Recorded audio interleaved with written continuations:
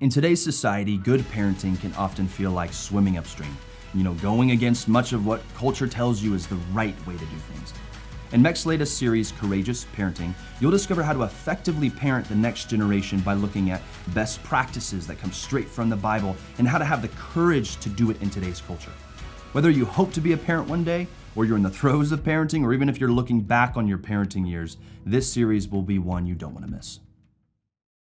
Hey everyone, I'm Alexis Dry. I am one of the pastors here at Meck, and I'm also the director of the Meck Institute. But I hope today to really talk to you or relate to you primarily as a mom. When I think of those different roles that I assume, pastor, director, mother, I can certainly say that hands down, being a mom has been the most difficult and most sanctifying for me. Actually, in preparation for today's talk, I thought, man, if I were a dad, I could just open with some kind of cheesy dad joke. That would be like a layup. But I'm not a dad, which got me thinking, well, what is a mom joke? So I did a little bit of research, and let me tell you, there is a big difference between a dad joke and a mom joke. Let me just read a few for you, and you can see what I mean. Motherhood is like a fairy tale, but in reverse. You start out in a beautiful ball gown and end up in stained rags cleaning up after little people. Ever heard of a job that requires no experience, gives no training, pays nothing, and you can't quit? That's motherhood. Oh, and people's lives are on the line.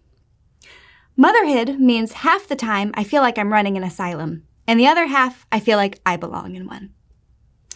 I love this one. I would like to officially apologize to my toddler for opening her granola bar from the top instead of the bottom. I don't know what I was thinking. And then this one, mom's recipe for iced coffee. Here it is. Have kids, make coffee. Forget you made coffee, put it in the microwave. Forget you put it in the microwave, drink it cold. Okay, you see what I mean about a mom joke? Like when a dad tells a joke, you just give like a polite little snicker while you're inwardly kind of rolling your eyes. But a mom joke makes you just want to curl up in the fetal position. I'm not saying I can't relate to any of those mom jokes, but I do just want to clarify. I love being a mom, and I love my children. I have 4 of them. You'll see a picture of them here. They're 8, 5, 4, and 1.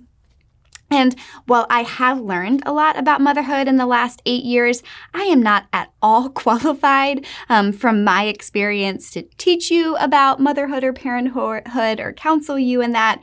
Instead, I'm just going to join you today as we all learn from somebody who is worth listening to on this, a truly tremendous mother.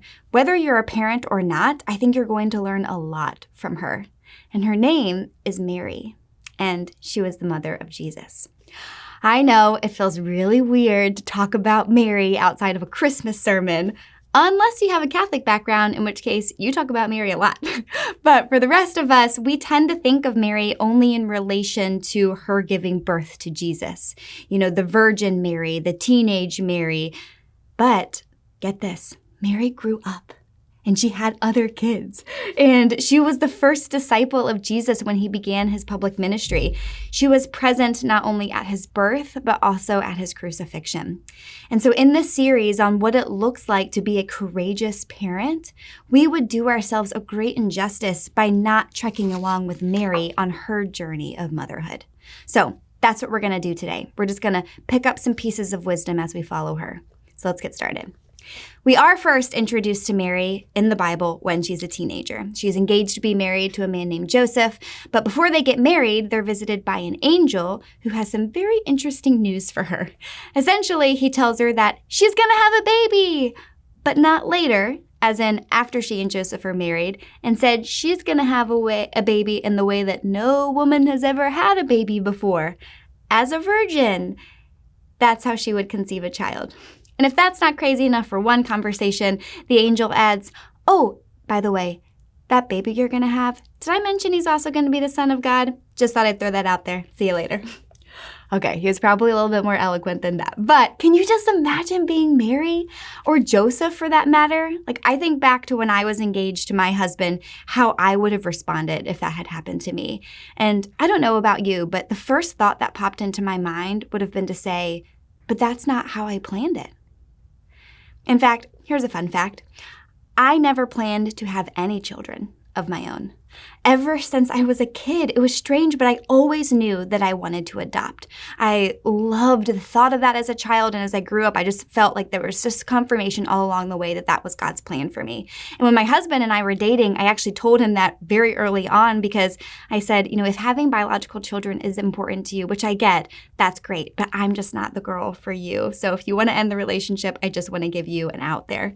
Thankfully, he was on board. So after we got married, we went to adoption meetings, we became licensed foster parents, and we even prayed about moving over to Argentina for a few years so that we would be eligible to adopt some of the children at the orphanage that Meck partners with, that we have a strong relationship with. And so it was really interesting when barriers kept popping up that were blocking our path. And let me tell you, I was not happy about that. I had a plan. I had always had a plan. I had told other people my plan, and I was getting really frustrated that that's not what was happening for us. And even as I felt God start to tug my heart more in the direction of having biological children, I actually kind of resented him for that. I kept telling him, this is not the plan. And I've heard a lot of variations of this struggle over the years from friends of mine. I've shed tears with friends who were diagnosed with infertility, screaming out to God, this was not the plan. Or friends desperate to become mothers but are single, shouting, but this was not my plan. Or friends who became pregnant after a one-night stand, confronted with a future of single parenthood, lamenting, but this was not my plan. I can only imagine that Mary and Joseph understood that feeling too. They never signed up for this. Sure, it was an honor. I get that. But by taking upon that honor, they made themselves social outcasts. They weren't even asked if they wanted to do this. This was certainly not the life that they had planned for themselves, which is why you can imagine that it took so much courage for Mary to respond the way that she did. Here are her words in the Bible. I am the Lord's servant. May everything you have said about me come true. Mary had the courage to surrender her plans to God, trusting that his plans were much, much better. That is really hard to do. And that's kind of my first point here. It takes courage to trust God's plan for your life. And I'm not talking about just our initial family, planning plans. I'm talking about the plans that we have for parenthood in general. Maybe you didn't have it in your plan to have a child diagnosed with special needs. Or maybe you didn't have it in your plan for that son that you had been waiting for so long to throw a football with, to have absolutely no interest in sports whatsoever. Or for your middle schooler to struggle with depression, or for your teenage daughter to be in a relationship you don't approve of, or even to have gotten divorced and have to navigate joint custody, or to not have the loving relationship with your adult children that you had always planned to have. There are countless aspects of parenthood that happen to us that aren't part of our plan. Sometimes those things are out of our control, but then other times they're a result of our own poor choices. But the truth is that God's plan is always good. And that's true even when he has to pivot because of our sin or because of the sin of others. So whether it's plan A or it's plan Z, throughout every page of the Bible, and I'm sure throughout your own story, there is enough evidence to show you that God can redeem what is broken and that he desires for us way more than what we would have planned. But to take hold of that begins with having the courage to say, I am the Lord's servant.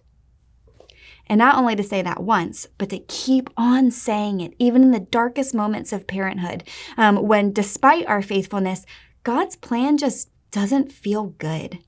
Because you see, the fact that God's plan is good doesn't mean it won't be hard.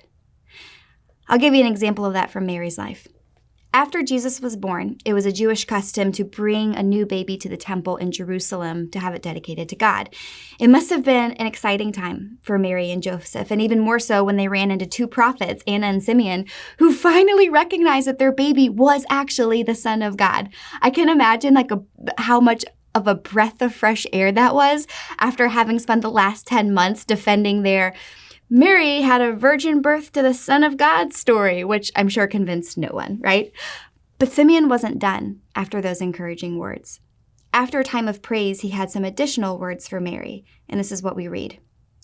Then Simeon blessed them, and he said to Mary, the baby's mother, "This child is destined to cause many in Israel to fall, and many others to rise.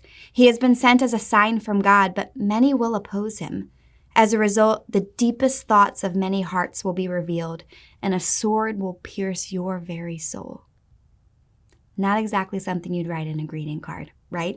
Simeon told Mary that yes, her son was going to cause many to rise, but also that many were going to hate him. And not only that, but that her own heart would be pierced. I don't think I'm spoiling the story for you to tell you that Jesus dies, okay? But not of old age. He dies when he's in his 30s after being wrongly accused of a crime that he didn't commit, tortured, and crucified. Now, Mary would not have known that that would exactly be Jesus' fate. She just knew at this point that raising him was going to be difficult for both her and for him. Here's the thing. I don't think that God's plan for your child is to experience the same fate as Jesus, but I do know that his plan for you and your child is not going to be pain-free. And I know that because he tells us that. Look at his words. This is Jesus saying, "You will be hated all over the world because you are my followers." You see, one of the great lies about the Christian faith is that once you accept Jesus into your heart, it all ends happily ever after. You know, you get your get out of hell free card, and then it's all free parking after that. And the idea is that if you teach your kids about God, then it's going to be happily ever after for them too. But the people who say that and think that, they don't get that from the Bible. Jesus is very clear that to follow him means to willingly enter into a life of joy and hardship. Because as good as his plan is, it has always been at odds with majority opinion. Because Jesus isn't about power and pride, he's about humility and servanthood. He doesn't want to make you wealthy, he wants to make you generous. He's not interested in your accolades, he's interested in your character. So following God can be lonely, it can be misunderstood, it can be outright ridiculed. And as you consider what it's like to parent in a way that honors God, you can expect to sometimes feel lonely and misunderstood and outright ridiculed. It takes courage to be a parent who follows Jesus.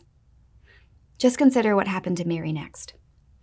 So the king of Israel, at the time, his name was Herod, he got word that a new king, that's Jesus, had been born.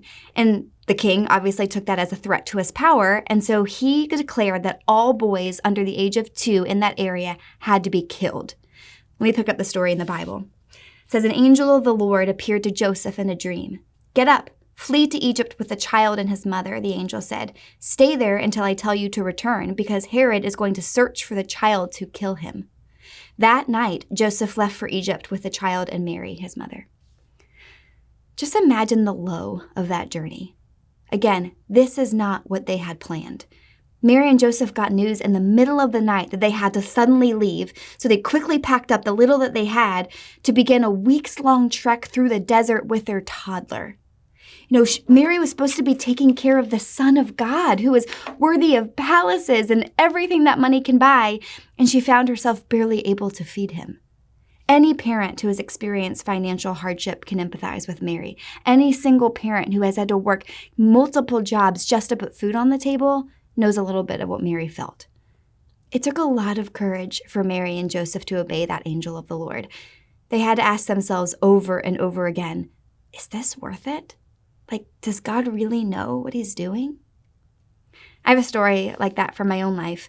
Just a few years ago, my husband was working at a job that he really enjoyed. He was really gifted at. He had helped kind of start a company and been there for about a decade. And all was good for a while until suddenly he found out that his boss was participating in some scandalous and pretty abusive practices. And we were suddenly forced to face the realization that my husband could not be a part of that company anymore if he wanted to uphold Jesus's values. And it soon became clear that the need to leave was more urgent than we would have wanted. But that meant walking away from a job that he was invested in, that he had minority ownership in, and all that without another job lined up. Did I mention that we had 2 young kids and I was due with another in just a few weeks? Even after prayer, though, we felt this strong sense that it had to be done, that God would provide for us. Maybe not all that we had been accustomed to before, but certainly what we needed. And so he left his job. Now, my fairy tale version of Jesus expected my husband to get rehired within a few weeks, at his dream job. But month after month, there was nothing. I'd be lying to you if I said that we had unwavering trust in God. We didn't, not perfectly at least.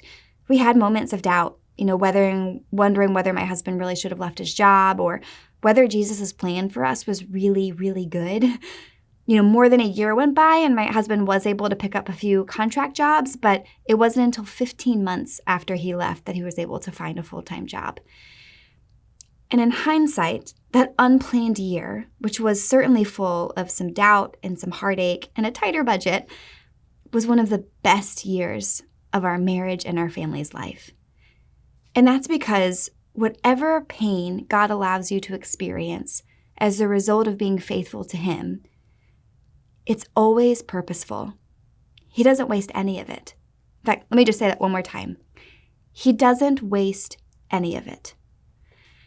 We drew closer as a family that year. We prayed more than we had ever prayed as a family, and our faith was stretched a lot.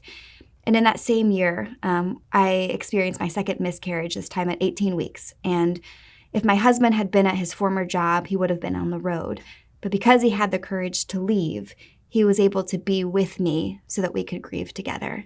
And I just could not put a price tag on how important that was for me. It takes courage to be a parent who follows Jesus. And I've seen this in so many ways in other parents' lives too. Parents who had to switch schools because of conflicting values. Parents who receive backlash from sports coaches for choosing to prioritize their kids' relationship with God over a game. Parents who have tirelessly cared for their special needs children with the love of Jesus, trusting that although their journey of parenthood looks different than most, it is still very, very good. And parents who, operating on very minimal sleep, still prioritize waking up before the kids to spend time with God, trusting that His presence is more rejuvenating than just another hour in bed. It takes courage to be a parent who follows Jesus. But it also takes courage to let your children follow Jesus. This may seem a little counterintuitive, so let's keep following Mary so I can explain. After living in Egypt for some time, that king died, and it became safe for Mary and Joseph to return home. And the next time we see Mary is when Jesus is 12 years old. They're back in Jerusalem, this time for a special festival called the Passover. And here I'm going to pick up in the Bible. After the celebration was over, they started home to Nazareth, but Jesus stayed behind in Jerusalem. His parents didn't miss him at first because they assumed he was among the other travelers. But when he didn't show up that evening, they started looking for him among their relatives and friends. When they couldn't find him, they went back to Jerusalem to search for him there. 3 days later, they finally discovered him in the temple, sitting among the religious teachers, listening to them and asking questions. All who heard him were amazed at his understanding and his answers. His parents didn't know what to think. "Son," his mother said to him, "why have you done this to us? Your father and I have been frantic, searching for you everywhere." Lean in here for Jesus' response. "But why did you need to search?" He asked. "Didn't you know that I must be in my Father's house?" But they didn't understand what he meant. Mary had frantically been searching for Jesus for 3 days. I lost my daughter in a museum last year for 10 minutes, and I about lost my mind. But in Jesus' case, it wasn't 10 minutes. It was 3 days. And it wasn't that he just didn't know that he was lost. He knew that he was not lost. He was exactly where he should be. In fact, Jesus essentially tells Mary that all of her worrying was pointless. I don't think he said that to be unkind. I think he was trying to state a reality of parenthood, that as much as we try to care for and protect our children, they ultimately belong to God, and they're in His care. I had a great conversation with some friends a few weekends ago. They recently moved here from Germany with their 3 young kids, and they quickly realized that American parents have a quite different standard for safety when it comes to their children than they had been accustomed to in Germany. So, for example, when they lived in Germany, it was common for parents to let their kids go to like a neighborhood playground, together unsupervised, or in a group to, go into town together to, get a bite to eat. when they were sharing that, I'll have to admit my palms were getting a little sweaty just imagining letting my kids do that. But then it hit me like I did that as a child, right? Like my parents would let my brothers and I roam around the neighborhood, play in the woods all day, even ride our bikes up to the grocery store, and all completely unsupervised. And this was before cell phones. Now I know, like, I'm sure you could cite a million reasons to me as to why times are different now and why all of this obsession over safety is warranted. But that conversation was so good for me because it convicted me that my obsession over my kids' safety may not serve them in the long run. Did you know that Gen Zers, so they're currently in the age of 11 to 26 years old, they've been considered as, or commonly identified as, the most over-parented generation in history. You're curious as to the results of that? Gen Zers rank safety as one of their greatest needs. A recent poll showed that they have a visceral need for safety and security in every aspect of their life. That means that physically, they prefer to participate in only activities that pose a low risk of getting hurt. Emotionally, they would choose safety over friendship. Financially, their top career goal is financial stability. Educationally, they say that safety is critical to them when thinking about school.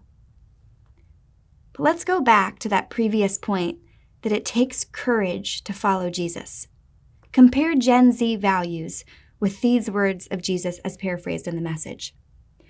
Anyone who comes to me but refuses to let go of father, mother, spouse, children, brothers, sisters, yes, even one's own self, can't be my disciple. Anyone who won't shoulder his own cross and follow behind me can't be my disciple. Simply put, if you're not willing to take what is dearest to you, whether plans or people, and kiss it goodbye, you can't be my disciple. And really quick, it might be worth mentioning that while we don't know the exact ages of Jesus' 12 disciples, most biblical scholars agree that some could have been as young as 13. Let me read some more from Jesus. Anyone who intends to come with me has to let me lead. You're not in the driver's seat. I am. Don't run from suffering. Embrace it.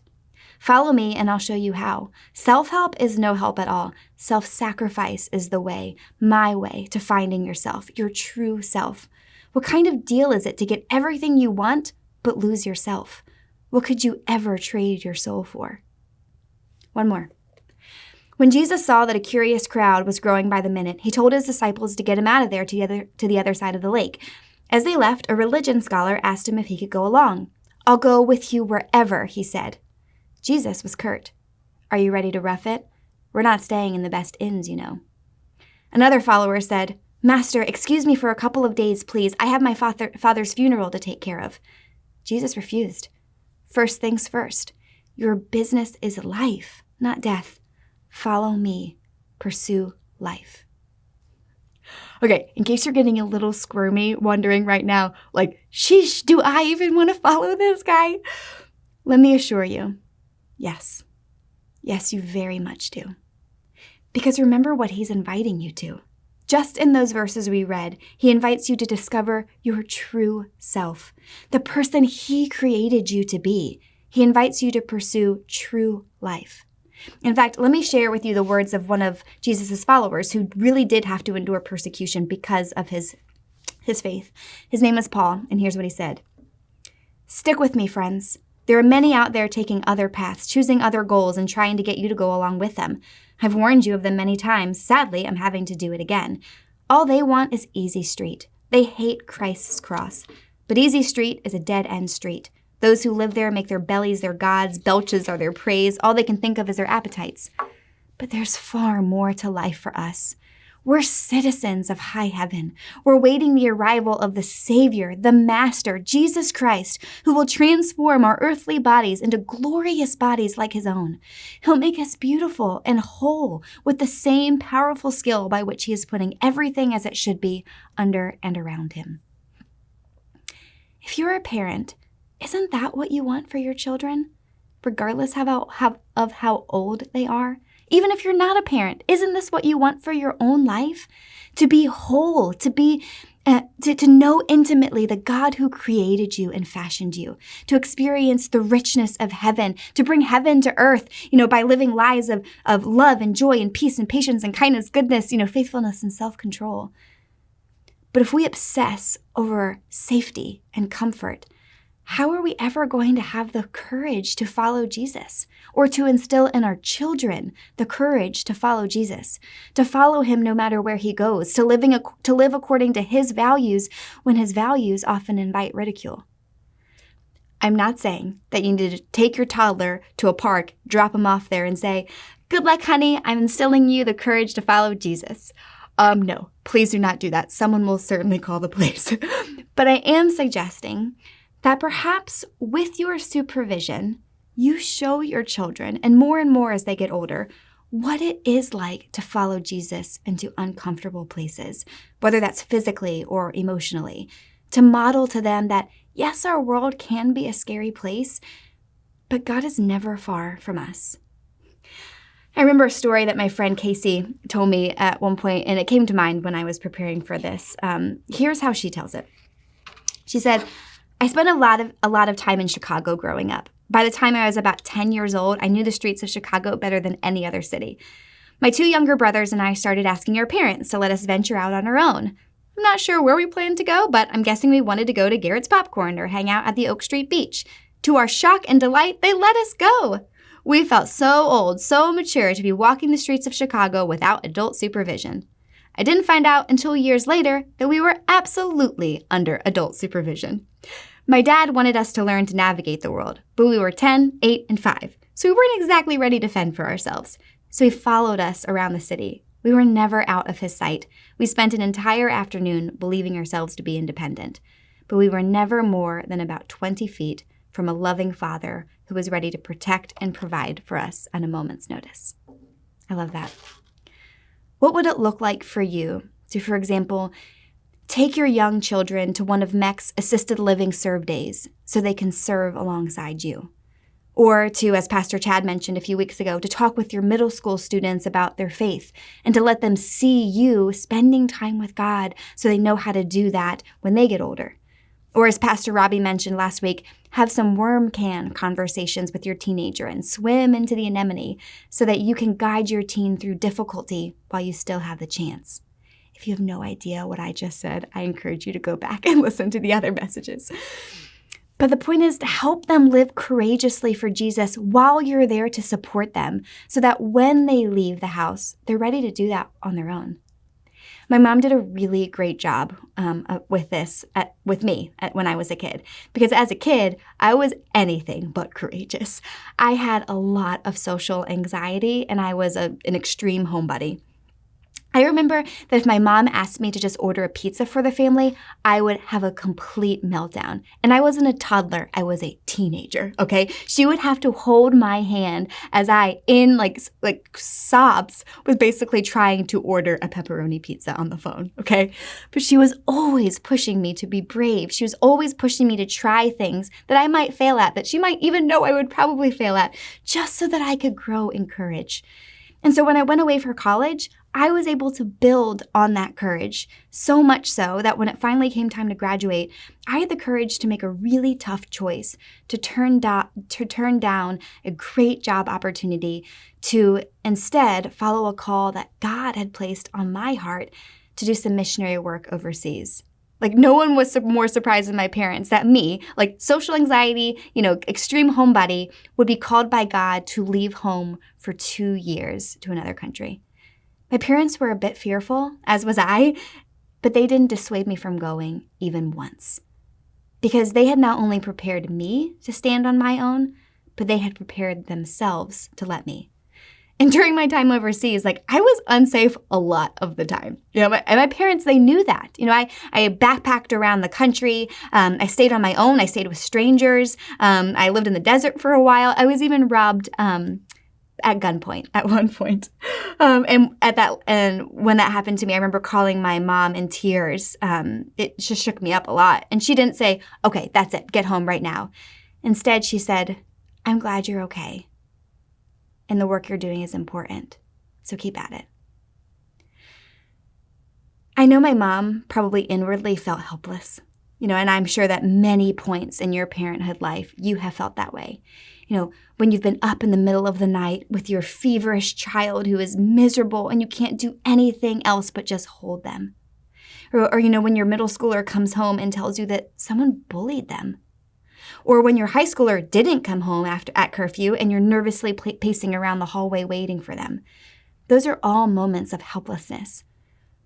But just because you feel helpless doesn't mean that God is. I think that's what Jesus was trying to tell Mary when she found him in the temple. She didn't know where he was, but God did.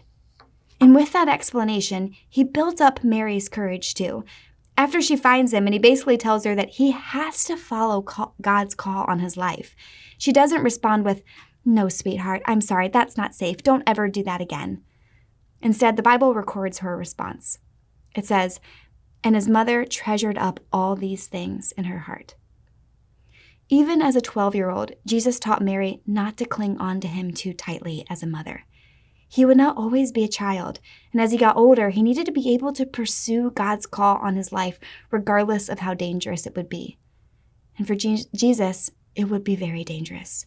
As I mentioned, when he turned 30, he made known to the whole world exactly who he was, God himself in human form. And while many were ecstatic, others responded with hatred.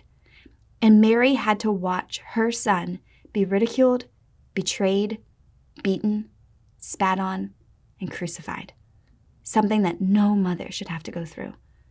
But God had been preparing Mary all along. You see, let's go back to when Mary lost Jesus for 3 days. For 3 days, she was in darkness, panicked, afraid. But when she found him 3 days later, her heart burst, with joy. Fast forward to Jesus' death. After Jesus died, you can only imagine Mary's grief and heartbreak. But it wouldn't last long. Only 3 days, in fact, because 3 days later, Jesus returned to life. Parenthood is full of difficulty. Sleepless nights, navigating discipline, drawing boundaries, loving someone so dearly only to have to let them go. That all takes tremendous courage. And to parent your child to know and love God, to walk counterculturally, sometimes into uncomfortable or even dangerous places, that requires courage. But God doesn't waste any of it. Because in him, we know that every hardship is simply used as the seedbed of the sweet life of knowing God and experiencing his love. And that even when the time comes that you can't supervise your child, God still can. Your children will never be out of his sight, just as you have never been out of his. If I had the pleasure of sitting at a dinner table with you, I would want to take this moment to lift my glass and just say a few words. I might not be able to give you the amount of courage that parenthood requires, but I just want to tell you that no matter how old your children are, whether they're in diapers or whether they have kids of their own, you are doing important and holy work. And God sees that. He knows it's not easy. And you've had to be so, so courageous. And you're going to have to continue to be so, so courageous. But when it's all said and done, remember these words from Jesus. Here on earth, you will have many trials and sorrows, but take heart, because I have overcome the world. Let me pray for you. God, I thank you for every courageous parent who has listened to this series, for their love for their child. And I thank you that you are a God who gives us courage, that you are a God who models what it's like to love someone so dearly. I thank you for the model that we have in Mary, how much that we can learn from her. And I just pray that in the weeks, months, years to come, we would continuously draw from the fountain of her motherhood and from you. In Jesus' name we pray. Amen.